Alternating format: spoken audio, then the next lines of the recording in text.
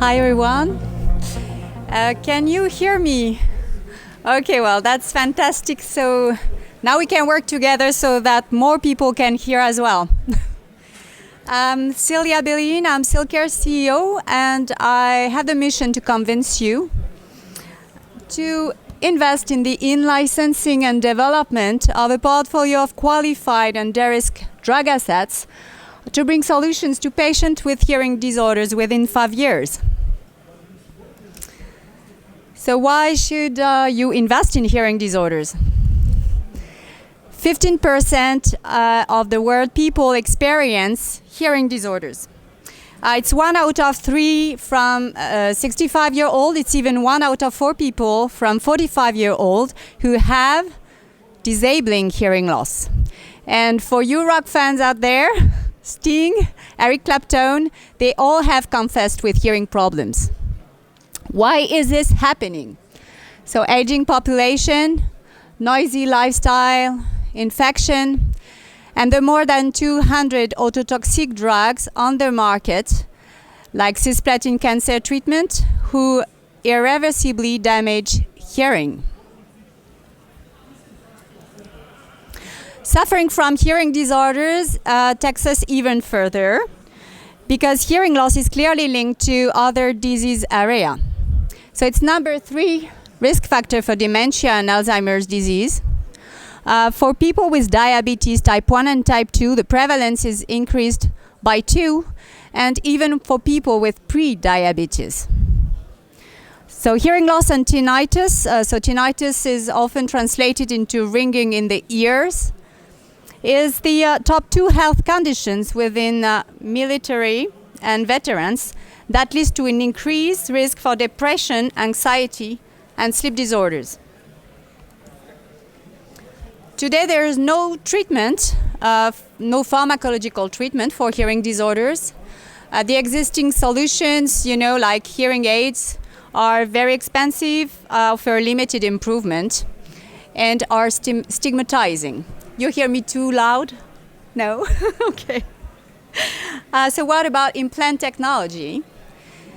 So the reality is that cochlear implant users cannot discern one voice to another. It cannot discern melody. And, if a fire alarm goes off at night, they will not hear it because they have to disconnect it to sleep. With 500 million people suffering from hearing disorders, that is more than the combination of people living with Parkinson's disease, Alzheimer's disease, epilepsy, and diabetes. The size of the potential market is of several $billion. That being said, what should you invest in hearing disorders with CILCare? So CILCare is an established company. It has been created by 3 women, so business executives, yes, it's a women-led business, and scientists who walked away from the comfort and compensation of big pharma to start a business and a company in an area with unmet medical needs and a huge market potential. We created CILCare, so it's a preclinical CRO with unique expertise in testing the efficacy and safety of drugs, gene therapy, cell therapy, implantable devices that target hearing loss, tinnitus, and otitis. CILCare operates worldwide from its facilities in France and in Lexington, Massachusetts, where we partnered with CBSET. We chose them because the same way we recognize as world expert in everything that deals with your ear, they are experts in translational research and are linked to MIT. Because CILCare is the only CRO that is only focused on hearing, CILCare is the only CRO that has the expertise to understand ear complexity and therefore on identifying, developing, and delivering the therapies which will protect or restore the cells and the neurons, which makes the system function. CILCare has a portfolio of over 50 clients, 50, everywhere in the world. So in the USA, Europe, UK, and in Asia. And we recognize as a world expert, a best CRO partner for external innovation in hearing disorders.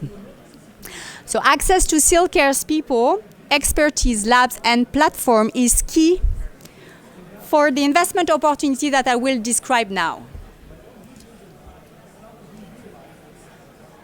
So why should you invest in the acquisition and development of CILCare's drug assets?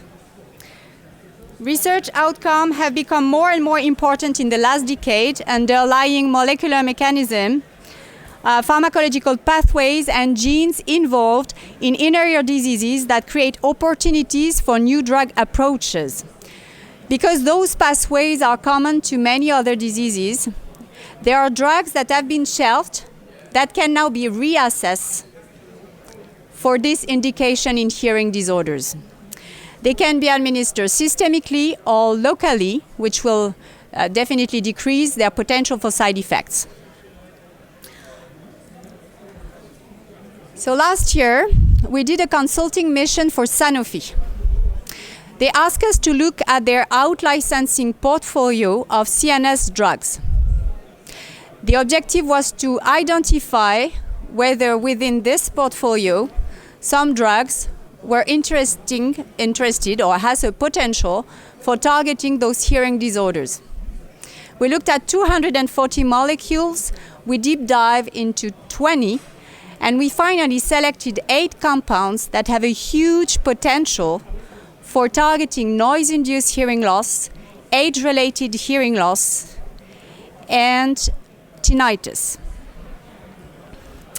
The next step of this mission was supposed to be to help Sanofi to find companies interested in licensing those compounds. Because we like those compounds very much, we asked them to put that on hold, and we are raising funds within a new co to develop those 8 compounds up to proof of efficacy in human.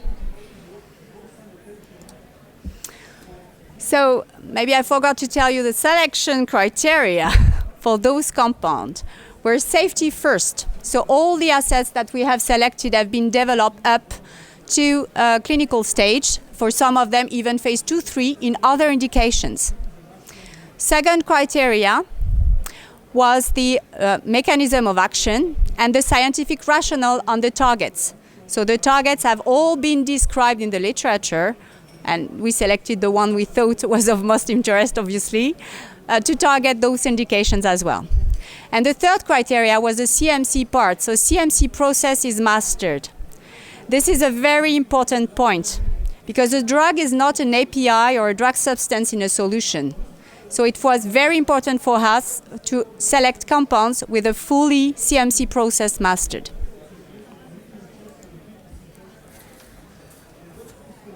So to stop hearing disorders, there are several companies actually who are working within this field.